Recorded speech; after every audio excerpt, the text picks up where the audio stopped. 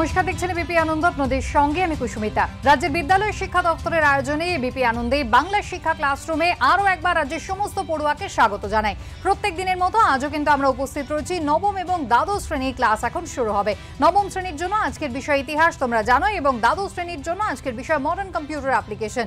প্রথমেই আমরা আজকে ইতিহাস নিয়ে কথা বলবো, তাই নবম শ্রেণীর আজকের আলোচনার বিষয় আমরা জানি শিল্প বিপ্লব, উপনিবেশবাদ এবং সাম্রাজ্যবাদ। আমাদের সঙ্গে আজকে যারা উপস্থিত রয়েছেন প্রথমে পরিচয় করিয়ে দিই তাদের সঙ্গে। আমার সঙ্গে রয়েছেন যোধপুর পার্ক বয়েজ স্কুলের সুজিত কুমার সাহু, স্যার আপনাকে স্বাগত জানাই। রয়েছেন বেহালা হাই স্কুলের শিক্ষিকা স্বাতী ভৌমিক, এবং আমাদের সঙ্গে জলপাইগুড়ি জেলা স্কুলের পক্ষ থেকে রয়েছেন অরুণ কৃষ্ণ ঘোষ। সকলকে স্বাগত জানাই। আমি আলোচনায় আসবো এবং তোমরা যেমনটা তোমাদের প্রশ্ন ইতিমধ্যেই আমাদের পাঠিয়ে রেখেছো এই সংক্রান্ত, সেই সব প্রশ্ন তো দেখবোই, এবং আমাদের ফোন লাইন খোলা রয়েছে। ফোন নাম্বার স্ক্রিনে রয়েছে 24605572 or 73। তোমরা সরাসরি ফোন করতে পারো, তোমাদের প্রশ্ন তোমরা রাখতে পারো। আমি আলোচনায় আসবো। শুরুতেই একেবারে প্রশ্ন দিয়েই বরং ঢুকি, কারণ প্রশ্নটা দিয়েই কিন্তু এই চ্যাপ্টারটা শুরু আমরা করতে পারি। চট্টোপাধ্যায়, লাপুর যাদবলাল হাই স্কুল, বীরভূম থেকে যে প্রশ্ন আমাদের পাঠিয়েছে, শিল্প বিপ্লব কি, শিল্প বিপ্লবের সময়কাল উল্লেখ করো। একসঙ্গে দুটো প্রশ্ন পাঠিয়েছে প্রচেতের প্রশ্ন নিয়ে আমি প্রথমে সুজিত স্যারের কাছে আসবো। ঠিক আছে। বিপ্লব কথাটির অর্থ হলো প্রচলিত ব্যবস্থার আমূল পরিবর্তন। অষ্টাদশ শতাব্দীর দ্বিতীয়ার্ধে বিজ্ঞানকে কাজে লাগিয়ে যে উন্নত যন্ত্রপাতি আবিষ্কার করা হয়েছিল তাকে শিল্পক্ষেত্রে ব্যবহারের ফলে উৎপাদন ব্যবস্থায় একটা আমূল পরিবর্তন ঘটে। এই পরিবর্তনটাই শিল্প বিপ্লব। একটু আরও ব্যাখ্যা করলে বোঝা যায়, ইতিপূর্বে শিল্প যে উৎপাদন ব্যবস্থাটা ছিল সেটা ডোমেস্টিক, অর্থাৎ কুটির শিল্প। পরিবারের সদস্যরা অল্প পুঁজিতে ছোটোখাটো যন্ত্রপাতির সাহায্যে তারা উৎপাদন করত। কিন্তু অষ্টাদশ শতকে যখন যন্ত্রপাতি অনেক বেশি আবিষ্কার হলো, উন্নত যন্ত্রপাতি আবিষ্কার হলো, তখন দেখা গেল একটা বিশাল এলাকা জুড়ে একই ছাদের তলায় বিপুল পরিমাণ পুঁজি বা অর্থ বিনিয়োগের মাধ্যমে একসঙ্গে অনেক কিছু উৎপাদন হতে শুরু করলো। তার মানে উৎপাদন ব্যবস্থায় একটা বিরাট পরিবর্তন হলো। এই পরিবর্তনটাকেই আমরা শিল্প বিপ্লব বলছি। এবারে আসছে দ্বিতীয় অংশ, শিল্প বিপ্লব কবে হয়েছিল। এটা নিয়ে বিতর্ক রয়েছে। মোটামুটি আর্নল্ড টয়েনবি তিনি 1740 থেকে 1760 খ্রিস্টাব্দ পর্যন্ত সময়কালকে শিল্প বিপ্লবের সূচনাকাল বলেছেন।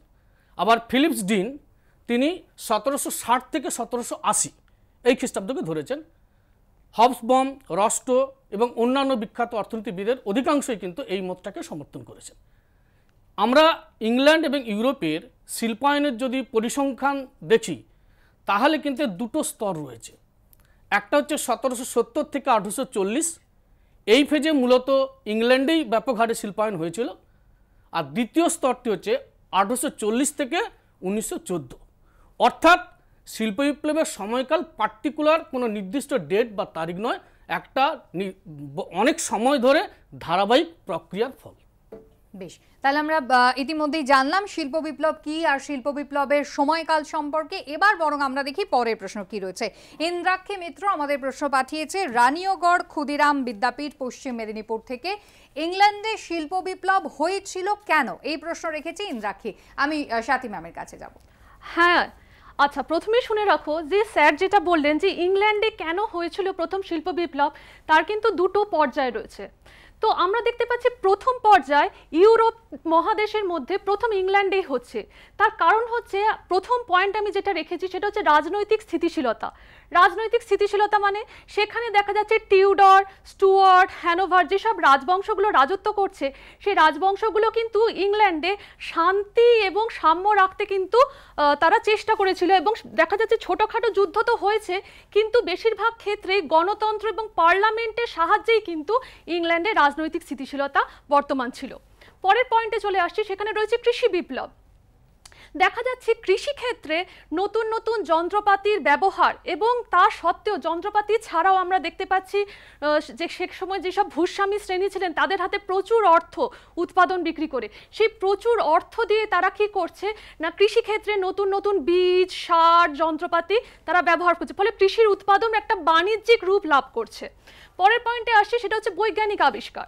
বৈজ্ঞানিক আবিষ্কার সেই সময় আমরা জানি যে সেই সময় ওয়াটার ফ্রেম আবিষ্কার হচ্ছে, জেমস ওয়াট বাষ্পচালিত রেল ইঞ্জিন আবিষ্কার করছেন, ইত্যাদি বৈজ্ঞানিক আবিষ্কারগুলো কি করা হয়েছিল না, ইংল্যান্ড তার এই যে শিল্প বিপ্লবের যে প্রাথমিক পর্যায়ে সে কিন্তু এই বৈজ্ঞানিক আবিষ্কারগুলোকে সে কিন্তু মানে ব্যবহার করতে পেরেছিল।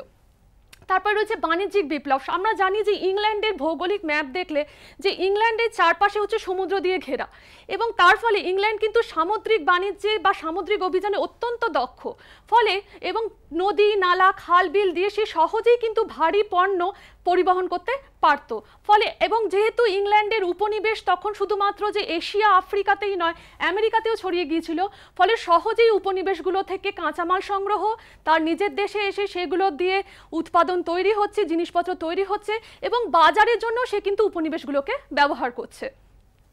এছাড়াও আমরা দেখতে পাচ্ছি ভোগ্যপণ্য বিক্রির বাজার, এই উপনিবেশগুলোকেই ইংল্যান্ড কিন্তু তার বাজার হিসেবে ব্যবহার করছিল।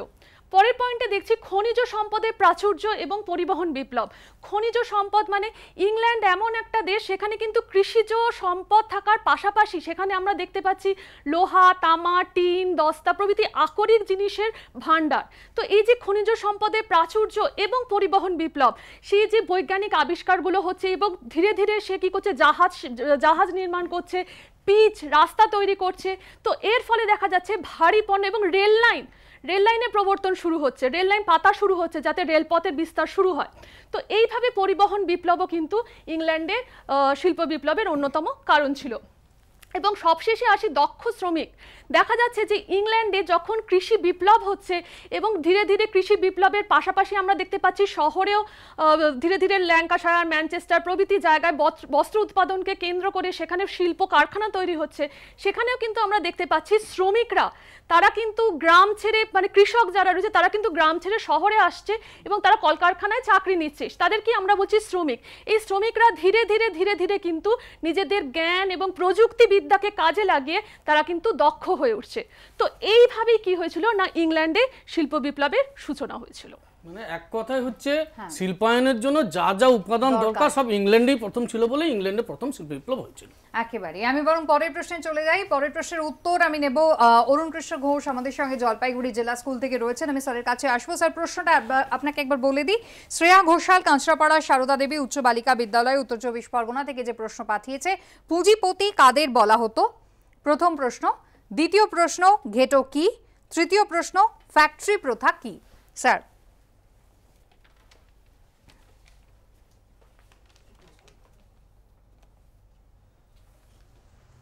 শ্রেয়া যে প্রশ্নটা করেছে বা প্রশ্ন তিনটি করেছে অত্যন্ত ভালো এবং বেসিক প্রশ্ন। সবার প্রথমে বলি পুঁজিপতি কাকে বলে। খুব সহজ করে যদি বোঝো, পুঁজি অর্থাৎ অর্থ বা ধন বা সম্পদ, আর পতি অর্থে মালিক। তাহলে পুঁজিপতি কি দাঁড়ালো? পুঁজিপতি বলতে বোঝালো ধন সম্পত্তির মালিক। যে প্রেক্ষাপটে আমরা পুঁজিপতি করছি সেখানটা যদি আমরা একটু খেয়াল করি তাহলে দেখব যে শিল্প বিপ্লব শুরু হওয়ার পূর্বেই যখন কৃষি বিপ্লব হয়েছিল এবং বাণিজ্যিক বিপ্লব হয়েছিল, তার ফলে এক শ্রেণীর মানুষের হাতে বিপুল পরিমাণ অর্থ এসে জমা হয়। তাদের এই যে বিপুল পরিমাণ অর্থ, এই অর্থ তারা আরো বেশি মুনাফা করবার জন্য শিল্প ক্ষেত্রে বিনিয়োগ করতে শুরু করে। তাহলে এই যে শিল্প ক্ষেত্রে যে বিপুল পরিমাণ অর্থ যে বা যারা বিনিয়োগ করছে তাদেরকে আমরা বললাম পুঁজিপতি, যাকে আমরা ইংরেজিতে ক্যাপিটালিস্ট বলে থাকি। দ্বিতীয় যে প্রশ্নটি আমাকে করা হয়েছে সেটা ছিল ঘেটো কি। ঘেটো বলতে বোঝায় শিল্প বিপ্লবের সময়কালে কলকারখানার পার্শ্ববর্তী যে শ্রমিক মহল্লা বা বসতিগুলো গড়ে উঠেছিল সেগুলো। কিন্তু প্রশ্ন, তাহলে সেই বসতিগুলোকে ঘেটো কেন বলা হয়? তাহলে ঘেটোর উৎপত্তিটা একটু আমাদের জানতে হবে। প্রকৃত অর্থে ঘেটো বলতে বোঝায় ইহুদি বস্তি বা ইহুদি বসতি। আমরা দেখেছি ইটালিতে এক ধরনের জিউস কোয়ার্টার বা ইহুদিদের বস্তি গড়ে উঠেছিল। সেখানটায় যে বা যারা থাকতেন তারা অত্যন্ত দুর্দশার মধ্যে নিজেদের জীবন অতিবাহিত করতেন। কলকারখানাগুলো স্থাপন হওয়ার পর আমরা দেখলাম ইংল্যান্ডও সে একই রকমের দুর্দশাগ্রস্ত জীবন যাপনে বাধ্য হলো এই সমস্ত শ্রমিকরা। তাই ওই যে ইহুদি বস্তিগুলো ছিল তার সাথে সাযুজ্য দেখে জনমানসে এগুলো ঘেটো নামে পরিচিতি লাভ করলো। এবার আসছি আমরা আমাদের তৃতীয় প্রশ্ন। তৃতীয় যে প্রশ্ন ছিল সেটা হলো ফ্যাক্টরি প্রথা। ফ্যাক্টরি বলতে আমরা সাধারণত কি বুঝি? কারখানা। তাহলে কারখানার মাধ্যমে যে উৎপাদন তাকেই আমরা বলছি ফ্যাক্টরি প্রথা। কিন্তু শুধু কি কারখানার মাধ্যমে উৎপাদনই ফ্যাক্টরি প্রথা? না, অষ্টাদশ শতকের শিল্প বিপ্লবের আগে আমরা দেখেছি যে ইংল্যান্ড তথা ইউরোপে ডোমেস্টিক অর্থাৎ কুটির শিল্পের মাধ্যমে উৎপাদন হতো। এই যে কুটির শিল্পে উৎপাদন হতো, এখানটা উৎপাদনের পরিমাণগত এবং গুণগত মান উভয়ই কম ছিল। যখন কলকারখানা স্থাপিত হলো তখন দেখা গেল যে এই সমস্ত কলকারখানাগুলিতে অধিক শ্রমিক নিযুক্ত করে বিপুল পরিমাণ উৎপাদন বাড়ানো হলো। কিন্তু এই কলকারখানাগুলো আসলো কোথা থেকে? এই কলকারখানাগুলো এসেছিল পুঁজি বিনিয়োগের ফলে, কাঁচামাল সংগ্রহের ফলে, একটা বিরাট বাণিজ্যিক ব্যবস্থা বিশ্বজুড়ে তৈরি করার ফলে। ফলে এই যে সমগ্র বিষয়টা যে একত্রিত ভাবে হলো, একেই আমরা বলছি ফ্যাক্টরি প্রথা। তাহলে আমরা বলতে পারি যে শ্রম নির্ভর উৎপাদনের উপর ভিত্তি করে বৃহৎ কলকারখানায় যে পরিমাণগত ও গুণগত উৎপাদন বৃদ্ধি হলো বড় বড় কারখানার মাধ্যমে, তাকেই আমরা বলছি ফ্যাক্টরি প্রথা। ফ্যাক্টরি প্রথার আরেকটি খুব গুরুত্বপূর্ণ বৈশিষ্ট্য ছিল। সেটি কি? সেটি হলো যে এখানটা ডিভিশন অফ লেবার অর্থাৎ শ্রম বিভাজন করা হয়েছিল। এতদিন কুটির শিল্পে মাত্র একটি কাজ একজন শ্রমিক করত, কিন্তু যখন বৃহৎ কারখানায় আসলো তখন একটি কাজকে ভাগ ভাগ ভাগ ভাগ করে করে অনেকে মিলে সেই কাজটি করলো। তাহলে এইভাবে ফ্যাক্টরি প্রথা প্রচলিত হলো ইউরোপে। বেশ, আমরা চলে আসবো পরের প্রশ্নে। মির্জা মামুন কৌসার কল্যাণব্রত সংঘ হাই স্কুল হাওড়া থেকে আমাদের যে প্রশ্ন পাঠিয়েছে, শিল্প বিপ্লব, উপনিবেশবাদ, সাম্রাজ্যবাদের পারস্পরিক সম্পর্ক আলোচনা করো। অর্থাৎ একেবারে আমরা জানি যে চ্যাপ্টারের এটাই নাম এবং সেই শিরোনামের যে পারস্পরিক সম্পর্ক সেটাই কিন্তু জানতে চাইছে স্যার। আধুনিক বিশ্বে তিনটে সবচেয়ে গুরুত্বপূর্ণ ঘটনা, একটা শিল্প বিপ্লব, তারপরে উপনিবেশিকতাবাদ এবং সাম্রাজ্যবাদ।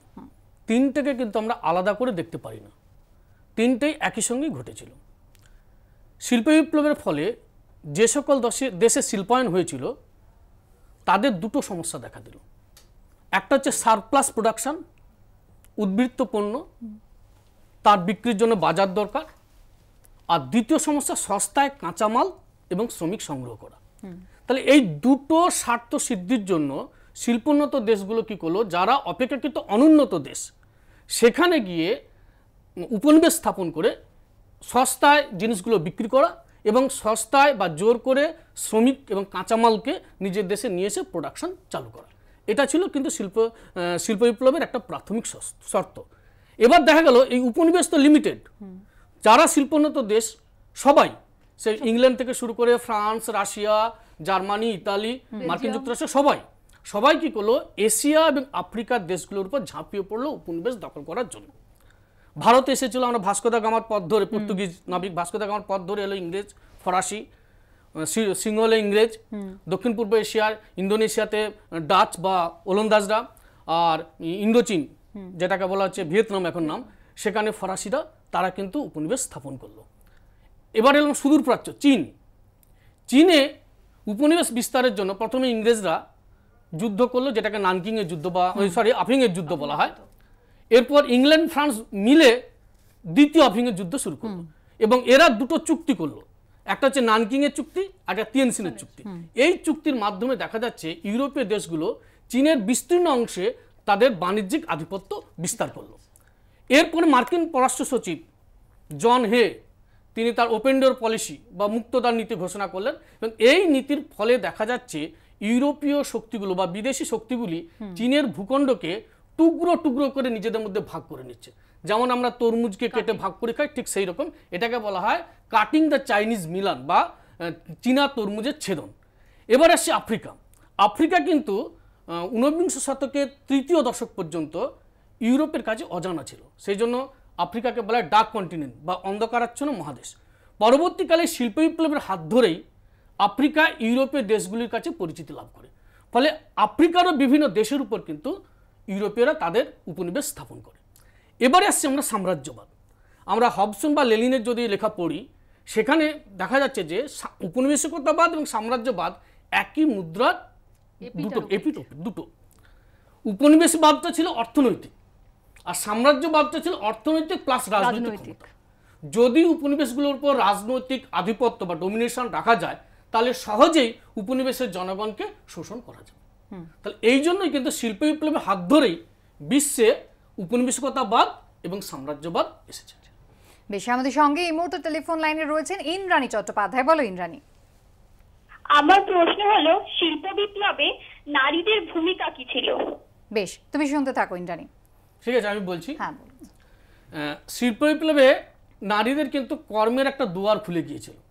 এ পর্যন্ত সাধারণত নারীদের অর্থনৈতিক ক্ষমতা ছিল না বললেই চলে, কিন্তু বিশেষ করে নিটিং যে ইন্ডাস্ট্রি, বুনন শিল্প যাকে বলা হয়, জামা শাড়ি এতে বুতাম লাগানো বা ইত্যাদি যে নকশার কাজগুলো, সূচি শিল্প যেটা, সেটা কিন্তু নারীরা খুব ভালো পারত। এবং তাছাড়া নারীদের কম পয়সায় খাটানো যেত এবং তাদেরকে কি করা হতো, অনেকক্ষণ সময় খাটানো হতো, প্রতিবাদ করতো না, যেটা পুরুষদের কিন্তু সমস্যা আছে। সেই জন্য যারা ইন্ডাস্ট্রিয়ালিস্ট তারা কিন্তু এই সকল শিল্পে নারীদের বেশি করে নিয়োগ করত। তার ফলে কি নারীরা শিল্প বিপ্লবে অংশগ্রহণ করবার জন্য তাদের আর্থিক স্বাধীনতাটাও অনেক বৃদ্ধি পেয়েছিল। বেশ, পরের প্রশ্ন দেখব। পরের প্রশ্ন তনুশ্রী বিশ্বাস, রসখোয়া হাই স্কুল, উত্তর দিনাজপুর থেকে। ইংল্যান্ড ও ইউরোপীয় মহাদেশের শিল্প বিপ্লবের প্রকৃতির তুলনামূলক আলোচনা করো। আমি ম্যামের কাছে যাব। ম্যাম ইতিমধ্যেই একটা বোর্ড ওয়ার্ক করেছেন।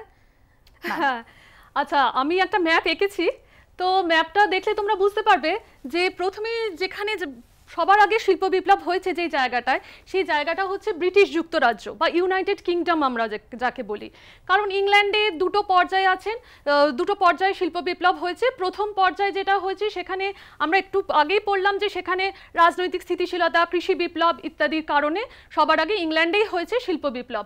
কিন্তু এবার বাকি যে ইউরোপীয় যে মহাদেশ রয়েছে, যেমন সেই ইউরোপীয় মহাদেশে কেন ইংল্যান্ডের সঙ্গেই শুরু করেছিল কিন্তু শিল্প বিপ্লব হওয়া, সেটা হচ্ছে ফ্রান্স। কিন্তু দেখা যাচ্ছে ফ্রান্সের রাজনৈতিক অস্থিরতা, বিশেষ করে 1769 সালে আমরা জানি, 1779 খ্রিস্টাব্দে আমরা জানি ফরাসি বিপ্লব হয়েছে এবং পরবর্তীকালে নেপোলিয়নের রাজ্য বিস্তারের ফলে একটা রাজনৈতিক অস্থিরতা তৈরি হয়েছিল ফ্রান্সে। তো এই রাজনৈতিক অস্থিরতার জন্য ফ্রান্স কিন্তু কিছুটা হলেও পিছিয়ে পড়েছিল। যদিও শুধুমাত্র যে রাজনৈতিক অস্থিরতা বলা উচিত নয়, তার পাশাপাশি আমরা দেখতে পাচ্ছি যে ফ্রান্সে তখনও সামন্ততন্ত্র কিছুটা হলেও বিদ্যমান ছিল এবং ফ্রান্সের সবথেকে বড় কথা, ফ্রান্সে কিন্তু কয়লা, লৌহ সেরকম ভাণ্ডার ছিল না। সেই জন্য ফ্রান্স কিন্তু পরে অনেক দ্রুত, ইংল্যান্ড যেখানে অনেক দ্রুত শুরু করেছে সেখানে ফ্রান্স কিন্তু তার সঙ্গে শুরু করছে, কিন্তু তার যে বিস্তারটা সেটা হচ্ছে অত্যন্ত ধীর। পরবর্তীকালে আমরা দেখতে পাচ্ছি তৃতীয় নেপোলিয়নের সময় কিন্তু ফ্রান্স ধীরে ধীরে ব্যাংক ব্যবস্থা, জাহাজ শিল্প নির্মাণ প্রভৃতি শুরু করছে, কিন্তু তখন কিন্তু ইংল্যান্ড কিন্তু তার উপনিবেশ এবং তার বাজার তৈরি করা শুরু করেছে এবং ফ্রান্স যেহেতু অনেক পরে শুরু করছে, সুতরাং ফ্রান্সের কিন্তু শিল্প বিপ্লবটা অত্যন্ত ধীর গতিতে হচ্ছে। এরপরে আমি চলে আসছি বেলজিয়ামে।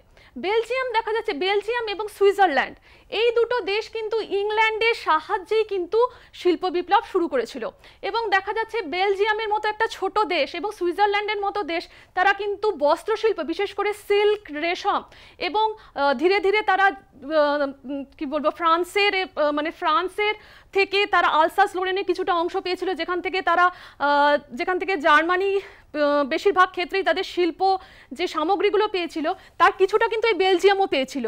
তো এই বেলজিয়াম কি করেছিল, সেখান থেকে কয়লা, লৌহ ভাণ্ডার নিয়ে তারাও কিন্তু ধীরে ধীরে শিল্প বিপ্লবের পথে এগিয়ে গিয়েছিল। এরপরে চলে আসছি জার্মানিতে। জার্মানিতে 1871 খ্রিস্টাব্দের পর আমরা দেখছি যে ধীরে ধীরে কিন্তু জার্মানিতে শিল্প বিপ্লব হচ্ছে, দ্রুত হয়ে মানে দেরিতে হচ্ছে কিন্তু সেটা কিন্তু দ্রুত হচ্ছে। জার্মানিতে কি হচ্ছে, জার্মানিতে আমরা দেখতে পাচ্ছি দ্বিতীয় কাইজার উইলিয়াম যখন সিংহাসনে বসছেন তিনি কিন্তু প্রথমেই বলেছিলেন যে জার্মানিকে সবার আগে যেটা করতে হবে সেটা হচ্ছে ধীরে ধীরে উপনিবেশ বিস্তার করতে হবে। তার কারণ হচ্ছে প্রত্যেকটা দেশ হচ্ছে স্বয়ংসম্পূর্ণ দেশ এবং এই স্বয়ংসম্পূর্ণ দেশ তাদের প্রত্যেকের অজস্র উৎপাদন, সেই উৎপাদন বিক্রির জন্য প্রয়োজন ছিল বাজারের। তো জার্মানি যেখান থেকে শুরু করছে দেখা যাচ্ছে যে সে তার বিস্তার মানে তাড়াতাড়ি শুরু হলেও কিন্তু উপনিবেশ দখল করতে গিয়ে সে দেখছে যে সেই উপনিবেশগুলো বিভিন্ন যে ইউরোপের দেশগুলো আগে থেকেই দখল করে বসে রয়েছে। তো জার্মানির পরে একদম শেষে যে দেশটা শিল্প বিপ্লবে এগিয়ে এলো অত্যন্ত ধীর গতিতে, সেই দেশটার নাম হচ্ছে রাশিয়া। অথচ খনিজ সম্পদে সে কিন্তু একটা পরিপূর্ণ দেশ।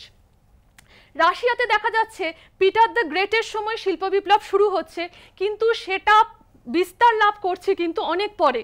তো রাশিয়াতে যেটা হচ্ছে, রাশিয়াতে ছিল সামন্ততান্ত্রিক সমাজ ব্যবস্থা, জারের শাসন ব্যবস্থা এবং রাশিয়ার সমাজ ব্যবস্থাতেও দেখা যাচ্ছে সেখানে অভিজাত শ্রেণী এবং কৃষক সম্প্রদায় এরা কিন্তু কেউই চায়নি যে ইংল্যান্ডের মতো রাশিয়াতেও শিল্প বিপ্লব হোক। তার ফলে দেখা যাচ্ছে রাশিয়া যেখানে মানে পেট্রোলিয়াম শিল্প বলি খনিজ সম্পদে পরিপূর্ণ একটা দেশ, সেই দেশ কিন্তু দেখা যাচ্ছে যে অনেক পরে শুরু করছে। এই জার্মানি এবং রাশিয়া যখন শিল্প বিপ্লব শুরু করছে তখন দেখা যাচ্ছে যে ইউরোপের অন্যান্য দেশগুলো কিন্তু এশিয়া, আফ্রিকা এবং আমেরিকায় তাদের সাম্রাজ্য বিস্তার করে ফেলেছে। এর ফল হলো মারাত্মক। তার কারণ হচ্ছে আমরা জানি যে কোনো বাড়িতে যদি খাবার দেওয়া হয় এবং খাওয়া যদি শেষ হয়ে যায় তখন যে শেষে যায় তাকে কি করতে হয়, হামলে পড়ে খেতে হয়। তো জার্মানিও তাই করেছিল। সে তখন যখন অন্যান্য উপনিবেশগুলোতে সে যাওয়া শুরু করলো তার মালপত্র নিয়ে, তার উৎপাদন সামগ্রী নিয়ে, সে সেখানে গিয়ে বুঝতে পারলো যে সে যদি পাত কেড়ে না নেয় তাহলে কিন্তু তার কখনোই উৎপাদন সামগ্রী বিক্রি হবে না এবং সে তার বাজার পাবে না। এর ফলস্বরূপই হচ্ছে কিন্তু আমরা দেখতে পাচ্ছি পৃথিবীতে নেমে আসছে ভয়ঙ্কর যুদ্ধ, সেটা হচ্ছে প্রথম বিশ্বযুদ্ধ। বেশ, এবং এই প্রথম বিশ্বযুদ্ধ সংক্রান্তই আমাদের পরবর্তী প্রশ্ন রয়েছে। আমরা এটা দেখব যে Koyel Biswas Sutragarh girls high school Nadia থেকে যে প্রশ্ন করেছে, প্রথম বিশ্বযুদ্ধের কারণ বর্ণনা করো। আমি সুজিত স্যারের কাছে আসবো। সময় হবে সমাজতন্ত্রবাদ বলার জন্য? আচ্ছা, আপাতত এইটার উত্তরটা আমরা নিই। ঠিক আছে। প্রথম বিশ্বযুদ্ধ 1914 খ্রিস্টাব্দের 28শে জুলাই হয়েছিল। বিশ্বের প্রায় প্রত্যেকটি দেশে প্রত্যক্ষ বা পরোক্ষভাবে এর প্রভাব পড়েছিল বলে একে বিশ্বযুদ্ধ বলা হয়। ইতিপূর্বে কিন্তু বিশ্ব এইরকম বৃহৎ যুদ্ধ দেখেনি। তো প্রথম বিশ্বযুদ্ধের যে প্রেক্ষাপট যদি আলোচনা করি, এর দুটো পার্ট রয়েছে, একটা সুদূর প্রসারী প্রেক্ষাপট, একটা তাৎক্ষণিক প্রেক্ষাপট। সুদূর প্রসারী প্রেক্ষাপট যেটাকে বলা হচ্ছে শিল্পের ফলে ঔপনিবেশিকতাবাদ বা সাম্রাজ্যবাদ প্রতিদ্বন্দ্বিতা, যেটা আমিও বললাম, ম্যাডামও কিছু বলেছেন, ওটা আমি আর আলোচনা করছি না। সেকেন্ড পার্ট, এই সাম্রাজ্যবাদ বা ঔপনিবেশিকতাবাদের হাত ধরে যেটা এলো উগ্র জাতীয়তাবাদ। মানে বিংশ শতকের শুরু থেকেই পৃথিবীর প্রত্যেকটা দেশ তারা নিজেদের মনে করতে শ্রেষ্ঠ জাতি, শুধু শ্রেষ্ঠ নয়, তারা তাদের শ্রেষ্ঠত্ব জোর করে অন্যের উপর চাপিয়ে দেওয়ার চেষ্টা করলো। এর ফলে কি হলো, একটা আন্তর্জাতিক অস্থিরতা তৈরি হলো। এরপরে আসছি অতৃপ্ত জাতীয়তাবাদ। বলকান যে স্টেটগুলো যারা অটোমান সাম্রাজ্যের অধীনে ছিল তারা দীর্ঘদিন ধরে জাতীয়তাবাদের জন্য আন্দোলন করেছিল এবং এই বলকান সমস্যার সমাধানের জন্য দুটো বলকান যুদ্ধও হয়েছিল, কিন্তু তাতে সমস্যার সমাধান হয়নি। ফলে এদের মধ্যে যে অতৃপ্ত জাতীয়তাবাদ ছিল সেইটা কিন্তু প্রথম বিশ্বযুদ্ধের বহিঃপ্রকাশ ঘটেছিল। এবারে আসছি আমরা যে প্রথম বিশ্বযুদ্ধের আগে সমগ্র বিশ্ব দুটো আর্ম ক্যাম্পে ভাগ হয়ে গিয়েছিল। আমরা ইতিপূর্বে বিসমার্কের আমরা ঐক্যবদ্ধ আন্দোলন পড়েছি। বিসমার্ক জার্মানিকে ঐক্যবদ্ধ করবার জন্য ফ্রান্সের কাছ থেকে আলসেস লোরেন অঞ্চল কেড়ে নিয়েছিলেন এবং তিনি এটাও জানতেন যে ফ্রান্স যে কোনো মুহূর্তে ওই অঞ্চলগুলো ফিরিয়ে নেওয়ার চেষ্টা করবে। তাই তার প্রধান লক্ষ্য ছিল ফ্রান্সকে আইসোলেটেড করে রাখা এবং তার চারপাশে যে সকল দেশ রয়েছে তাদের মধ্যে একটা বন্ধুত্বপূর্ণ সম্পর্ক গড়ে তোলা, যাতে ফ্রান্স আক্রমণ করলে তারা রক্ষা করবে। এর জন্য তিনি 1872 খ্রিস্টাব্দে প্রথমে অস্ট্রিয়ার সঙ্গে ডুয়েল অ্যালায়েন্স বা দ্বিশক্তি চুক্তি স্বাক্ষর করলেন। এটাই 1882 খ্রিস্টাব্দে ইতালি যোগ দিল। এটা হলো ট্রিপল অ্যালায়েন্স বা ত্রিশক্তি চুক্তি। এটা প্রথম বিশ্বযুদ্ধের কিন্তু একটা গুরুত্বপূর্ণ পক্ষ। অন্যদিকে কাইজার উইলিয়াম ম্যাডাম একটু আগেই বলেছিলেন, তিনি ক্ষমতায় আসার পর ওয়েল্ড পলিটিক ঘোষণা করলেন। ওয়েল্ড পলিটিক মানে বিশ্ব রাজনীতিতে জার্মানির অনুপ্রবেশ। এর দুটো পার্ট ছিল, একটা হচ্ছে নেভাল পলিসি আর একটা কলোনিয়াল পলিসি।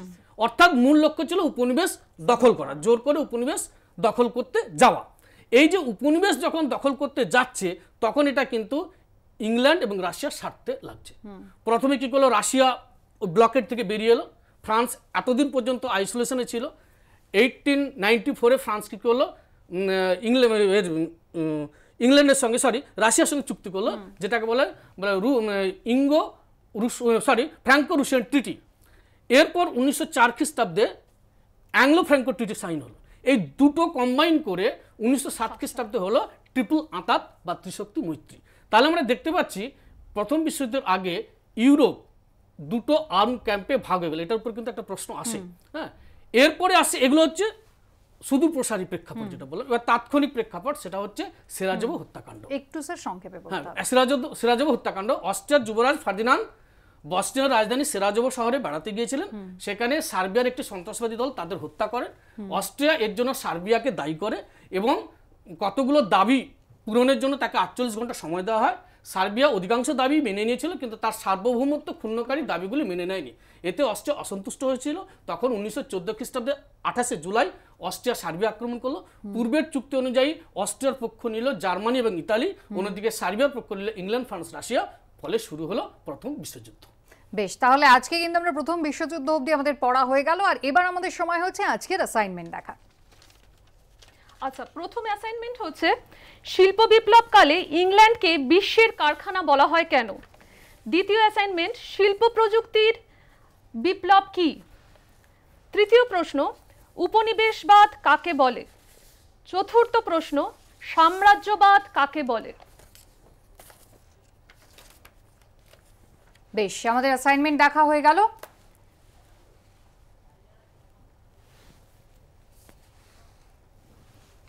আমি একবার বলে দিই, শিল্প বিপ্লব কালে ইংল্যান্ডকে বিশ্বের কারখানা বলা হয় কেন, শিল্প প্রযুক্তির বিপ্লব কি, উপনিবেশবাদ কাকে বলে এবং সাম্রাজ্যবাদ কাকে বলে। আজকে নবম শ্রেণীর ইতিহাসের অ্যাসাইনমেন্ট তোমরা পেয়ে গেলে। দ্বাদশ শ্রেণীর ক্লাস আজকে আমরা মডার্ন কম্পিউটার অ্যাপ্লিকেশন নিয়ে পড়বো, আর যেখানে আমাদের আজকের বিষয় হবে ডাটাবেস ম্যানেজমেন্ট সিস্টেম। আমাদের সঙ্গে আজকে যে দুজন শিক্ষক উপস্থিত রয়েছেন, প্রথমেই তাদের সঙ্গে পরিচয় করিয়ে দিই। আশিস চট্টোপাধ্যায় রয়েছেন নাকতলা হাই স্কুল থেকে এবং রয়েছেন Sanjay Ghosh the park institution Shyambazar থেকে। দুজনকে স্বাগত জানাই আলোচনায়।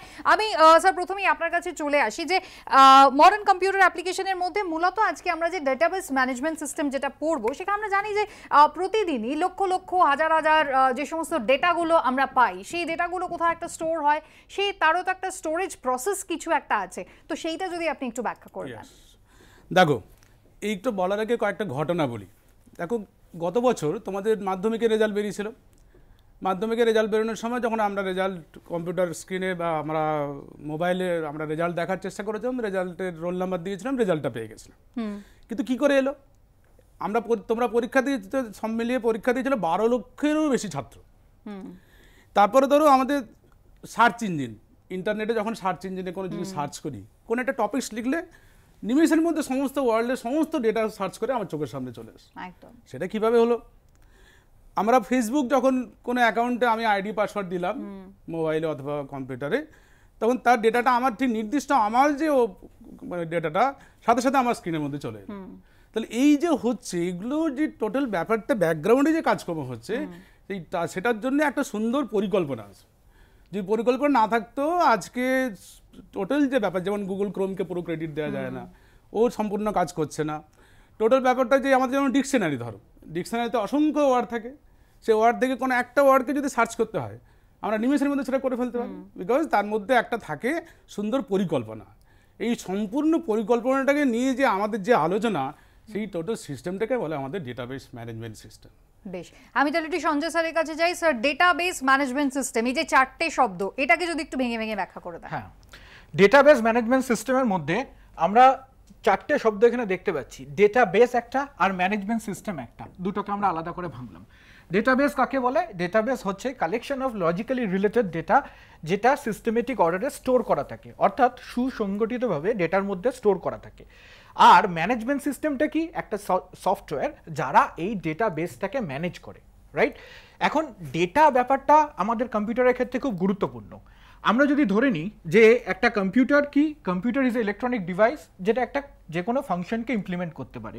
তো আমরা খুব সহজ ফাংশন ধরে নিই, একটা ধরলাম fx equals to x plus 2। তাহলে আমরা এখানে দেখছি এক্স এর মান 1 2 3 4, আর সেই ক্ষেত্রে আমরা fx এর যখন অ্যাপ্লাই করছি 3 4 5 6, তাহলে 1 এর ভ্যালু দিলে আমরা এখানে 3 পেয়ে যাচ্ছি। এটা আমরা কি এক্স এর মানটা দিচ্ছি অ্যান্ড ওয়াই এর মানটা আমরা পাচ্ছি, রাইট? তাহলে এটাকে আমরা বলি ইনপুট আর এটাকে আমরা বলি আউটপুট। অর্থাৎ ইনপুটে আমরা ডেটা দিই, সেই ডেটাটা এফএক্স এর মধ্যে দিয়ে প্রসেস হয় এবং আমি পাই ইনফরমেশন, অর্থাৎ process data is called information. Preliminary যখন ডেটাবেস ম্যানেজমেন্ট সিস্টেমের কথা হচ্ছে, যেখানে লার্জ কোয়ান্টিটি অফ ডেটা নিয়ে কাজ করা হবে, সেই লার্জ কোয়ান্টিটি অফ ডেটাকে স্টোর করার জন্য আমাদের একটা ভাবনা চিন্তা করা হয়। ধরো তোমাদেরকে আমি বললাম যে তোমার ক্লাসে 50 জন স্টুডেন্ট আছে, তো 50 জন স্টুডেন্টের নাম তুমি স্টোর করে রাখো। তো কীভাবে স্টোর করবে? প্রাথমিকভাবে যেটা মাথায় আসবে যে আমি একটা ফাইলের মধ্যে 50 জনের নাম লিখে রেখে দেবো। একদমই তাই, প্রাথমিকভাবে ডেটাবেসের মধ্যে আগে ফাইলের মধ্যেই ডেটাগুলোকে স্টোর করা হতো, কিন্তু সেখানে অনেক ধরনের প্রবলেম আস্তে আস্তে দেখা গেল। ফাইলের ডেটাগুলোকে আসলে টোটাল ব্যাপারটা হচ্ছে ডেটাটা খুব ইম্পর্টেন্ট। ডেটা একটা হায়ারার্কি যদি ভাবি, তাহলে first of all data, then data থেকে ইনফরমেশন থেকে রেকর্ড থেকে ফাইল থেকে ডেটাবেস তৈরি হয়। তাহলে এই টোটাল হায়ারার্কি হিসাবে চলে। স্যার যেটা বললেন সেই টোটাল প্ল্যানিংটা তাই। তো একটা আমাদের একবারে র মেটেরিয়াল যেটা একবার বিগিনিং যে পার্টটা সেটা হচ্ছে ডেটা, তারপরেও সেটা ডেটা থেকে আমাদের ইনফরমেশন তৈরি হচ্ছে, ইনফরমেশন থেকে রেকর্ড তৈরি হচ্ছে, রেকর্ড থেকে সেটা আবার ফাইলে স্টোর থাকছে, অনেকগুলো ফাইল মিলে তৈরি হচ্ছে এটা ডেটাবেস। সেই ম্যানেজমেন্টের ফাইল ম্যানেজমেন্ট সিস্টেমের ক্ষেত্রে যেটা হতো, ফাইল ম্যানেজমেন্ট সিস্টেমের ক্ষেত্রে দেখা গেল যে there are several drawbacks of file management system চলে এলো। প্রাথমিক ড্রব্যাকসটা যেটা হলো ডুপ্লিকেট ডেটা ফাইল হ্যান্ডেল করতে পারে না, যেটাকে বলা হলো রিডান্ডেন্সি।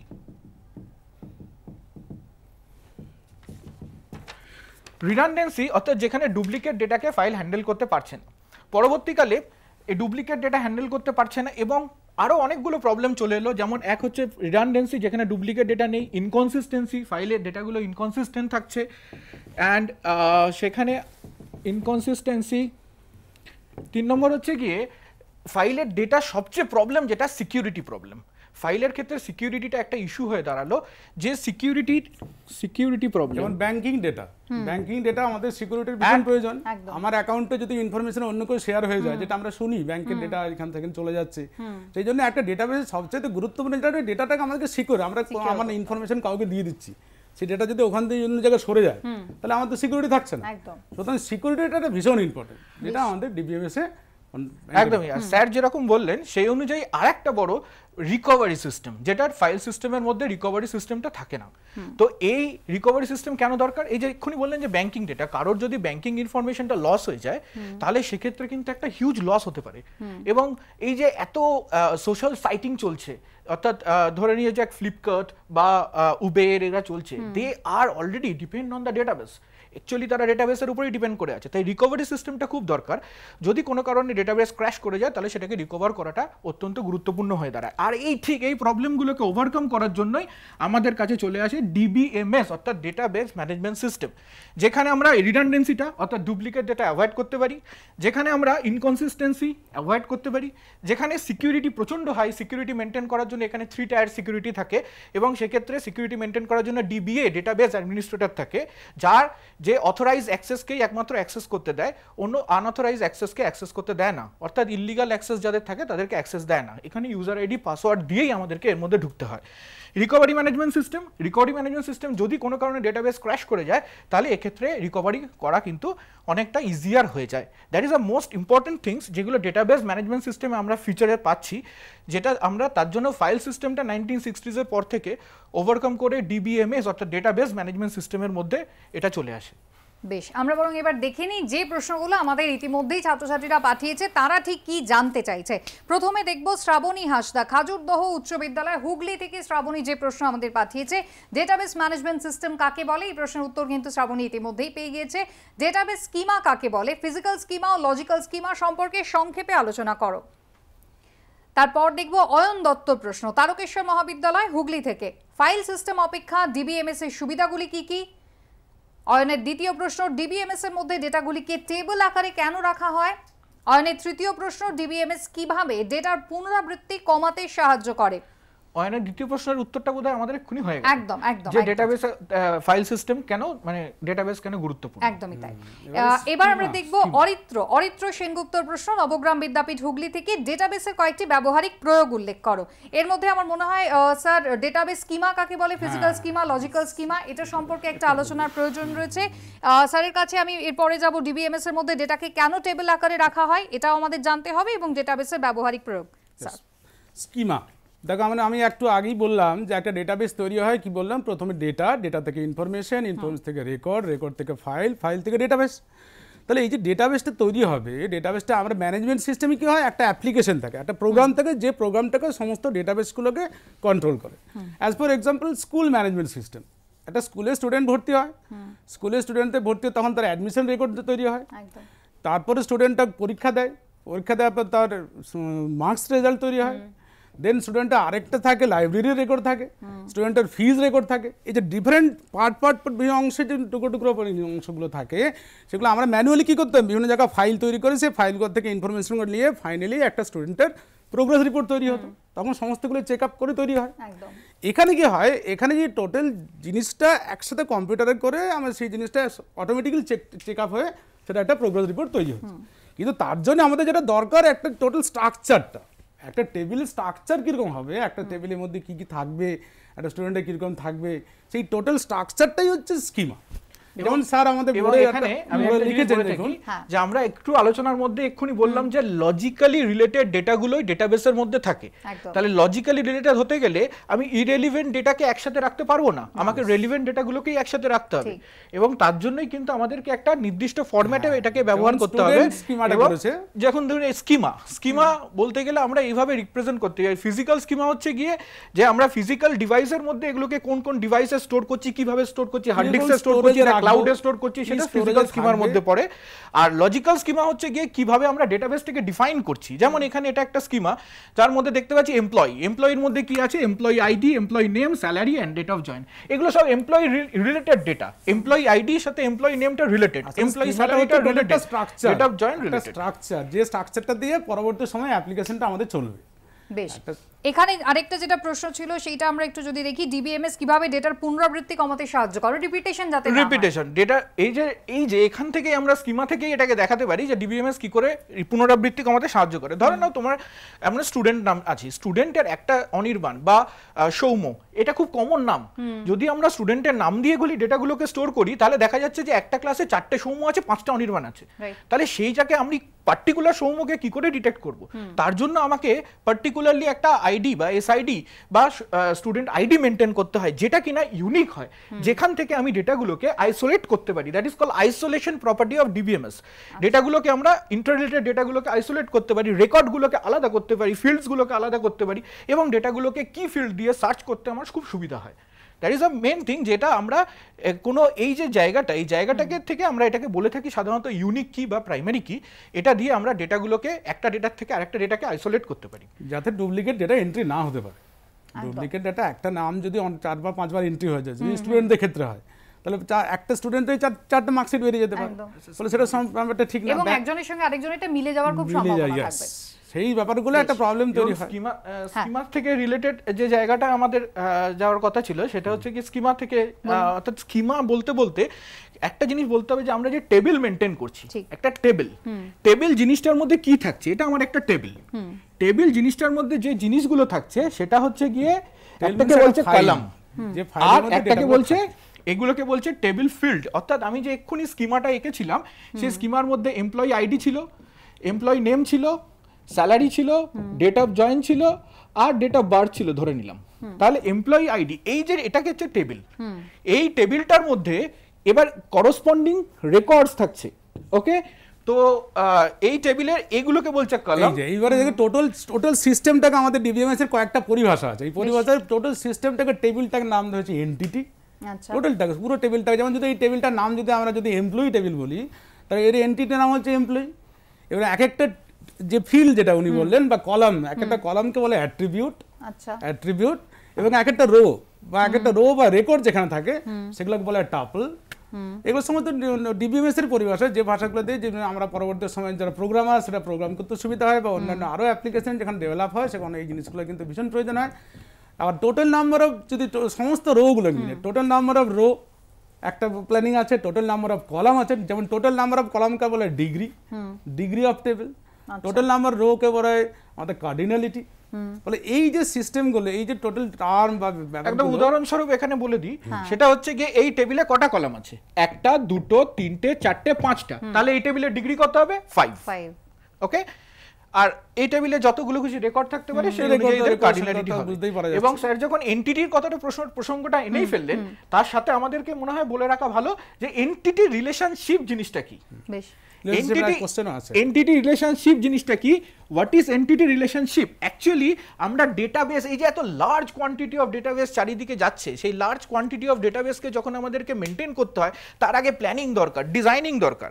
এবং এই ডিজাইনিং করার জন্যই এই ডিজাইনিং ফেজে আমাদেরকে যেটা শিখতে হয় কম্পিউটারের ক্ষেত্রে, এন্টিটি রিলেশনশিপ ডায়াগ্রাম। এই এন্টিটি রিলেশনশিপ ডায়াগ্রাম দিয়ে কিন্তু আমরা ডিজাইন ফেজে কি করে একটা ডেটাবেসকে রিলেট করতে পারি, একটা ডেটাবেসের সাথে একটা টেবিলসগুলোকে রিলেট করতে পারি, এন্টিটিগুলোকে রিলেট করতে পারি, সেটা এখানে কিছু স্পেসিফিক সিম্বল আছে। গুলো যদি না থাকে তাহলে কোনো ডেভেলপার বা প্রোগ্রামার যারা অ্যাপ্লিকেশনটা ডেভেলপ করবে তাদের পক্ষে অনেক অসুবিধা হয়। তারা টোটাল ধরুন বেসিক্যালি আমার একটা বিশাল বড় হিউজ প্ল্যানিং নিয়ে তৈরি হচ্ছে, যেমন আমার যদি বলি আমাদের বোর্ডের এক্সামের রেজাল্ট তৈরি হবে, নাম্বার অফ স্টুডেন্ট প্রায় 12 লাখ অ্যান্ড অ্যাবাভ, তাহলে এত স্টুডেন্টের রেকর্ড যদি একটা ঠিক করে মেনটেন করতে হয়, তাহলে তার মধ্যে অনেক পরিকল্পনা থাকে। তার জন্য এই পরিকল্পনা সমস্ত কিছু ভাবনা চিন্তা করে অ্যাপ্লিকেশন সফটওয়্যারটা তৈরি হয়।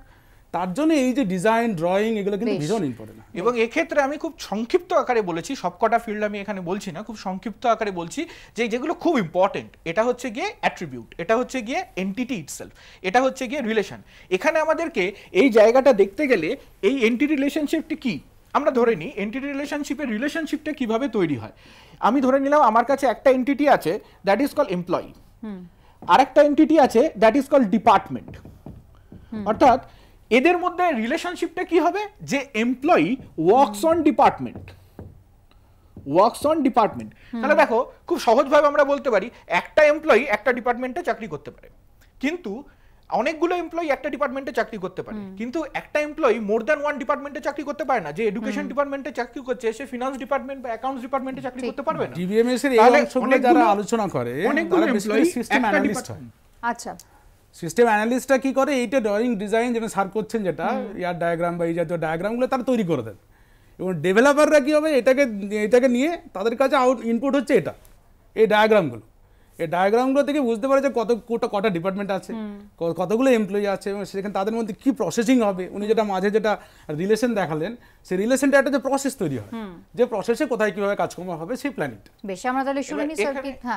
এখানে যে রিলেশনশিপটা দেখছি সেটা অনেকজন এমপ্লয়ি একটা ডিপার্টমেন্টে চাকরি করছে, তো এই রিলেশনশিপটাকে বলা হয় 1:n relationship.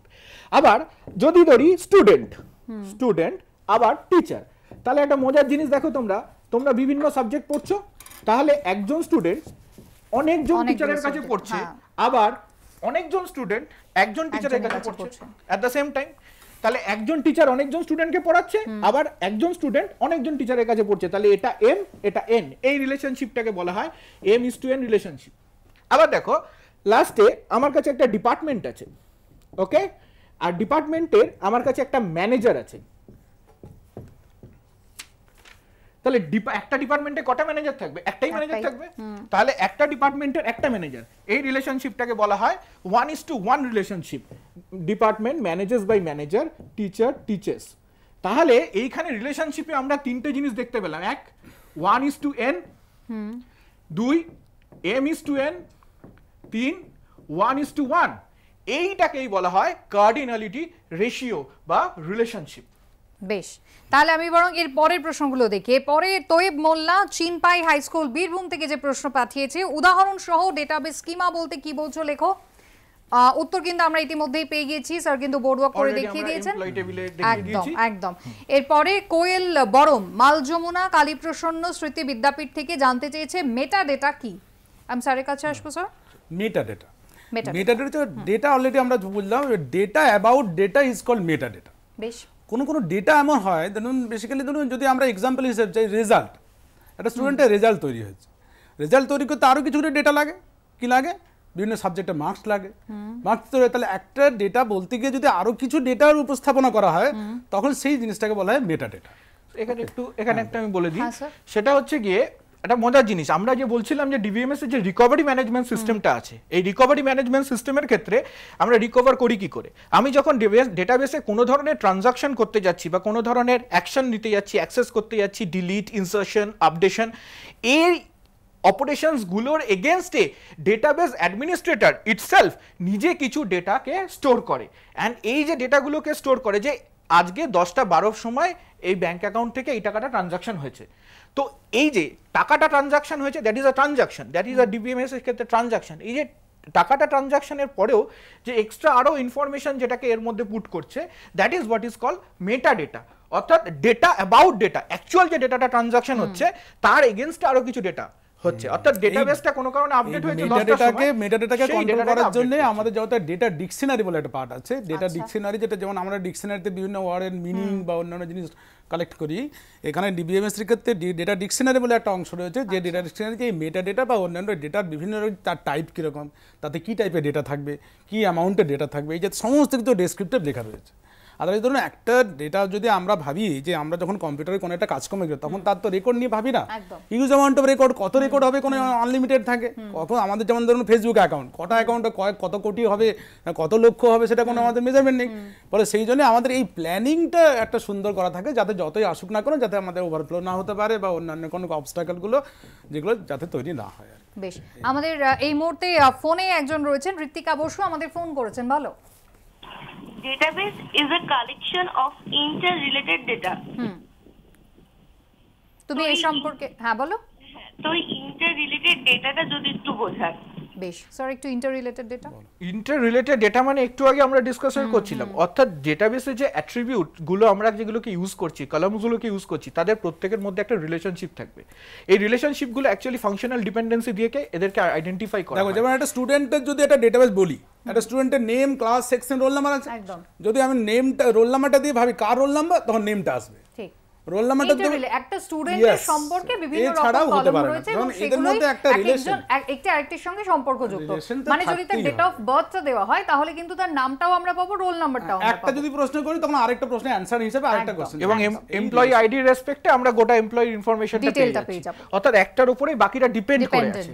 That is Y দে আর ইন্টাররিলেটেড। বেশ স্যার, আপনি যেটা বোঝাচ্ছিলেন, হ্যাঁ, ডেটাবেস ল্যাঙ্গুয়েজ আমরা ঠিক আছে, আমরা এবার নেক্সট আমাদের টপিক ডেটাবেস ল্যাঙ্গুয়েজের মধ্যে চলে আসি। তো ডেটাবেস ল্যাঙ্গুয়েজেসকে আমরা তিনটে ভাগে ভাগ করেছি: DDL, data definition language; DML, data manipulation language; and DCL, data control language. DBMS database ল্যাঙ্গুয়েজটা লাগে কেন সেটা একটু ভাব। বেশ, ডেটাবেস ধরো আমরা ডেটাবেস সম্বন্ধে কি বলছি, ডেটাবেস ব্যাকগ্রাউন্ডে কিছু কাজকর্ম হয়, এটা হয় ওটা হয় থাকে, আমরা এইসব জিনিসগুলো আমরা সত্যি তোমরা স্টুডেন্টদেরকে বারবার বলি যে এই জিনিসগুলো আমরা বাইরে থেকে কিচ্ছু দেখতে পাই না, এর বিভিন্ন রকম ফেসিলিটিটা আমরা ইউজ করতে পারি। ইন্টারনেট দেখছি গুগলে কোনো টাইপ করলাম সাথে সাথে চলে এলো, এই টোটাল ক্রেডিট কিন্তু গুগলের না। এর ব্যাকগ্রাউন্ডে ধরো একটা ওষুধের দোকানে দেখেছো, ওষুধের দোকানে কোনো একটা ওষুধ আমি বললাম, ওষুধ যে হেল্পার থাকে উনি সেকেন্ডের মধ্যে সেই ওষুধটা এনে দেয়। কেন আনতে পারে? তার সাজানো থাকে, ব্যাকগ্রাউন্ডে সুন্দর সাজানো থাকে। আমি তোমাদের একটা ইনফরমেশন আমি যদি ঠিক করে দিতে পারবো তবেই তখন আমার কাছে জিনিসটা ঠিক রেডি হয়ে থাকে। এই যে ব্যাকগ্রাউন্ডে প্ল্যান করে সাজিয়ে রাখার সিস্টেমটা খুব ইম্পর্টেন্ট। তাহলে এগুলো তৈরি হয়ে গেলে সব আমি ধরে নিলাম, আমার সমস্ত বাড়ির সমস্ত জিনিসপত্র গোছানো আছে, গোছানো হওয়ার পর সেই জিনিসটাকে প্ল্যান পরিকল্পনা করে প্রেজেন্টেশন করতে হবে। তার জন্য এবারে ওই যে জিনিসটা আমরা করবো, কম্পিউটারে কিন্তু কিছু বোঝাতে গেলে তার তো আমাদের ল্যাঙ্গুয়েজ ছাড়া কিছু উপায় নেই। কম্পিউটারে কিছু যদি আমাকে বলতে হয় তাহলে with the help of programming. তা প্রোগ্রামিং করার জন্য আমাদের এখানে কী হয়, তাহলে এখানে 3-4টে পয়েন্ট রয়েছে। একটা ডেটাবেস ক্রিয়েট করবো, ডেটাবেস ক্রিয়েট করার পর ডেটাবেসের মধ্যে রেকর্ড এন্ট্রি করবো, রেকর্ড এন্ট্রি করার পর রেকর্ডগুলোকে মডিফিকেশন করবো, আপডেশন মডিফিকেশন, এন্ড তারপরে অন্যান্য আরও বাকি আনুষঙ্গিকগুলো। তারপর যে আরেকটা যেটা হচ্ছে স্যার যেটা একটু আগে বললেন, যে ডেটাবেসের সবচেয়ে বড় ইম্পর্টেন্ট পয়েন্ট হচ্ছে সিকিউরিটি। এই যে ডেটা সিকিউরিটি করতে গিয়ে ডেটা যে কে ইউজ করবে, ধরুন আমি যদি আমার একটা ডেটাবেসে অলরেডি কাজকর্ম করে গেলাম, অফিসে কাজ করছে, হঠাৎ করে আমি অফিস থেকে চলে গেলাম, অন্য সেকেন্ড একজন কেউ এলেন বসলেন, সে ওই ডেটাবেসটা খুলে যদি আমার জিনিসগুলো আপডেট করবে বা অন্য কিছু, তাহলে ডেটা তো সিকিউরিটি থাকলো না। ফলে ডেটার সিকিউরিটিটা খুব ইম্পর্টেন্ট। তাহলে ডেটার সিকিউরিটি কীভাবে করবে, এই যে সমস্ত ল্যাঙ্গুয়েজগুলো দিয়ে সেটা বোঝানো হয়।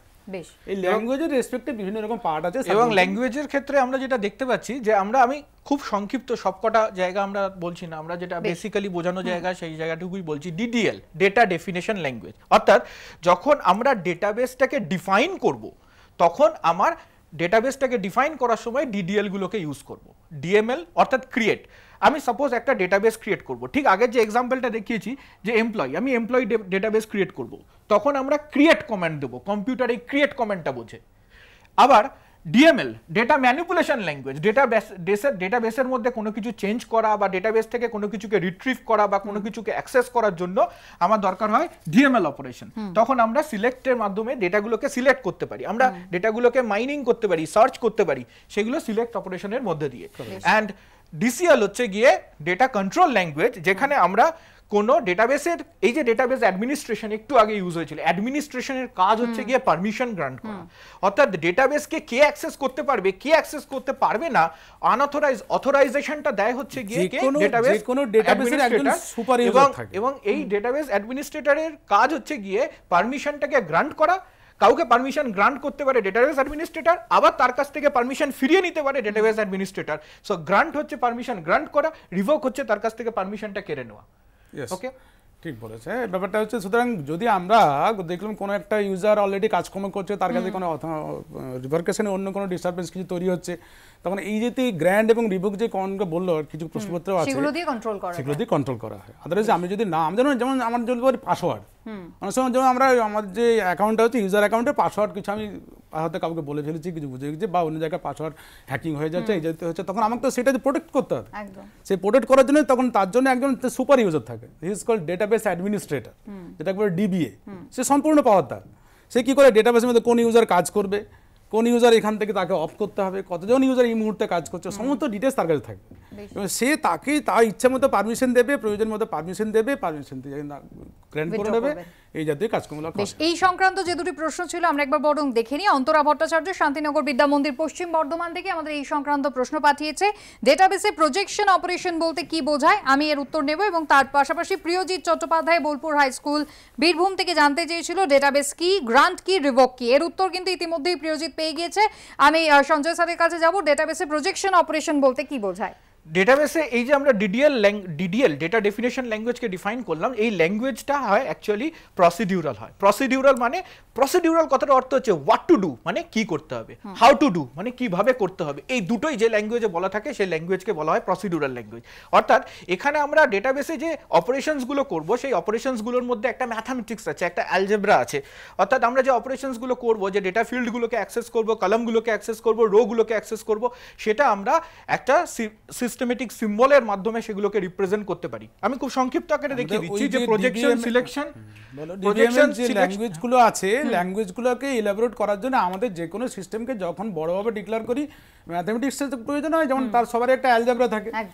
এখানে সেই অ্যালজেব্রা হিসেবে যেটা রয়েছে আমাদের, যে আমাদের ধরো অনেক ডেটা আছে, তার মধ্যে কোনো একটা সিলেক্টেড ডেটাকে সার্চ করব, অনেক ডেটা আছে, গ্রুপ অফ ডেটাকে নিতে হবে, এই যাতে বিভিন্ন রকম কোয়েরি আমাদের কাছে আসে, সেই কোয়েরিগুলো করার জন্য কিভাবে সমাধান করা যায় আমরা যখন গুগলে সার্চ দিই, আমরা একটা রেকর্ড নিয়ে আমরা একটা যেটাকে সার্চ করতে চাই সেটাকে গুগলে দিয়ে সার্চ দিলাম, রাইট? তো গুগলে দিয়ে যখন সার্চ দিচ্ছি, কিন্তু আমাদের সার্চিং এর ফলে যেটাগুলোকে অ্যাক্সেস হয়ে চলে আসছে। আমি এখানে খুব সংক্ষিপ্ত আকারে দেখে নিই যে আমি ধরে নিচ্ছি এটা আমার একটা এমপ্লয়ি টেবিল। এই এমপ্লয়ি টেবিলের মধ্যে আমার কাছে অনেকগুলো রেকর্ডস আছে, 1 2 3 4 করে অনেকগুলো রেকর্ডস আছে, অনেকগুলো এমপ্লয়ি রেকর্ডস আছে। এবার যদি আমি জানতে চাইলাম যে আমি এমপ্লয়ি টেবিলের সব রেকর্ড দেখতে চাই না, আমি খালি এমপ্লয়ি নেম আর এমপ্লয়ি স্যালারিটুকু দেখতে চাই, শুধু কি এমপ্লয়ি নেম আর এমপ্লয়ি স্যালারিটুকু দেখতে চাই, কোন টেবিল থেকে? এমপ্লয়ি টেবিল থেকে। তো সেইটা আমরা রিলেশনাল অ্যালজেব্রা দিয়ে রিপ্রেজেন্ট করব কি করে? যখন আমরা কলামগুলোকে প্রজেক্ট করতে চাইবো, that is called projection. And project করতে গেলে আমাকে যেটা লিখতে হবে এখানে, এটাকে রিলেশনাল অ্যালজেব্রা দিয়ে লেখার সময় যেটা লিখতে হবে, প্রজেকশন সিম্বল হচ্ছে পাই। এই প্রজেকশনের মধ্যে আমরা এখানে লিখবো হচ্ছে কি কি চেয়েছিলাম, ই নেম, কমা, আর কি চেয়েছিলাম, স্যালারি, কোন টেবিল থেকে চেয়েছিলাম, এমপ্লয়ি। সো ঠিক একই রকম আমরা যদি স্টুডেন্ট টেবিল তৈরি করি, হঠাৎ করে স্টুডেন্টকে ভাবে স্টুডেন্টের নেম এবং রেজাল্ট চাই, তখন প্রজেকশন নেম এবং রেজাল্ট। আমার সময়টা একেবারে শেষ, অর্থাৎ আমরা ডেটাবেস ম্যানেজমেন্ট সিস্টেম সংক্রান্ত যে সমস্ত প্রশ্ন ছিল সব প্রশ্নের উত্তর কিন্তু তোমরা ইতিমধ্যেই পেয়ে গিয়েছো। আর এবার তোমাদের হোম অ্যাসাইনমেন্ট দেখান। হ্যাঁ, আগে ব্যাপারগুলো দেখবে, বুঝবে, এবং তারপরে যে অ্যাসাইনমেন্টগুলো দিচ্ছে বাড়িতে একটুখানি করার চেষ্টা করো। What is data and information, differentiate data and information, what is record, file, database and meta data, describe DBMS and its advantages and disadvantages, what is database languages, describe the purposes. সবকটা প্রশ্নের উত্তরে কিন্তু ক্লাসে আলোচনা হয়েছে, অর্থাৎ এই সমস্ত প্রশ্নের সমাধান করতে তোমাদের একেবারেই অসুবিধা হওয়ার কথা নয়। আজকের বাংলা শিক্ষা ক্লাসরুম এই পর্যন্তই। তবে আগামীকাল সকাল 10টায় তোমাদের জন্য ক্লাসে কি পড়া হবে দেখে নাও। আগামীকাল নবম শ্রেণীর বিষয় রয়েছে ভূগোল, latitude and longitude, angular measurements, properties, uses, importance, latitudes and longitudes, heat zone, geographical grid to find location. দ্বাদশ শ্রেণীর জন্য জিওগ্রাফি, সেখানেও কিন্তু বিষয় marine process and associated land forms. আজকে দুপুর 3টে তো তোমাদের ক্লাস রয়েছে। আজকে দুপুর 3টে তোমাদের জন্য কি বিষয় দেখে নাও। দশম শ্রেণীর জন্য আজকের বিষয় অঙ্ক। লম্ব বৃত্তাকার চোঙ আজকের বিষয় নিয়ে আলোচনা হবে আজকের পড়া। এবং দ্বাদশ শ্রেণীর জন্য আজকের বিষয় costing and taxation, cost of labours and computation of income from let out and self occupied house property. আর তোমাদের প্রশ্ন পাঠানোর ঠিকানা তো তোমরা জানো, আরো একবার তোমাদের বলে দিই, তোমরা আমাদের হোয়াটসঅ্যাপ করতে পারো বা মেইল পাঠাতে পারো। নিজেদের নাম, ক্লাস, বিষয় লিখবে, স্কুলের নাম লিখবে, জেলার নাম লিখবে এবং পাঠিয়ে দেবে আমাদের হোয়াটসঅ্যাপ নাম্বার 9748217201। এখানে আগামীকাল সকাল 10টার জন্য আজ দুপুর 1টার মধ্যে bsclassroom2020@gmail.com এখানে তোমরা মেলও পাঠাতে পারো। আজকের অনুষ্ঠান এই পর্যন্ত। এই সব খবরের জন্য চোখ থাক শুধুমাত্র এবিপি আনন্দে।